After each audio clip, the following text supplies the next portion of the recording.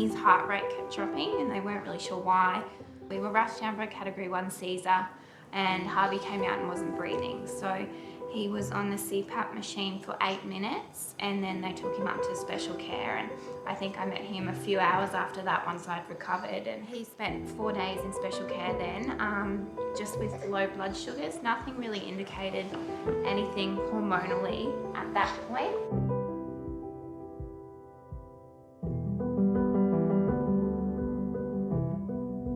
So it's called Panhypopituitarism. So basically there's an absent function of his pituitary glands. We just have to replace any of the hormones that his body would produce at a level or according to his age. It's so challenging, I'm not gonna lie, in terms of the unexpected side of things, like whether he will be able to have children or whether he will grow normally, or, you know, if he obviously doesn't go to daycare because of all the bugs he can contract, and that can obviously cause big issues for him compared to a normal baby.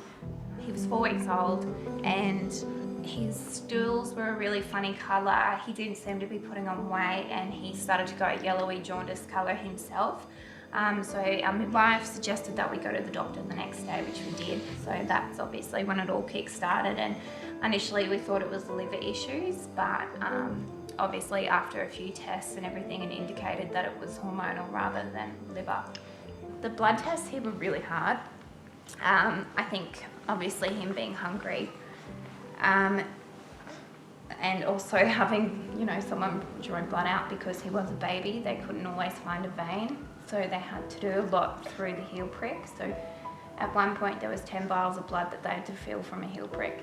So my nan was here thankfully, because I just couldn't hold him while he was screaming through that. It was really hard, but everyone here was really supportive, because obviously it's a scary time being a first-time mum as well. You don't really prepare for anything like this, so it was good having a lot of communication here as to where we were at. It can be really lonely, but having the staff here is incredible. I remember moments, you know, it was a quiet Sunday night here and they came in and we were watching the block together. So it just reminds you that they're real people too, and they care. Like they come in and ask you how you're doing. They care about your well-being as well as your children. So that's really comforting too. So we're very, very grateful. They know him by name now, whether that's a good or a bad thing. Hey. You know, a lot of people will say, you know, all you want is a healthy baby, and then obviously that's not always the circumstance, which, you know, it's pretty crazy, but we're definitely stronger and better people from it. And I think he'll, like, the values that we hope to instill in him, especially with resilience, like even already we've noticed how resilient he is, and we're very, very proud of him.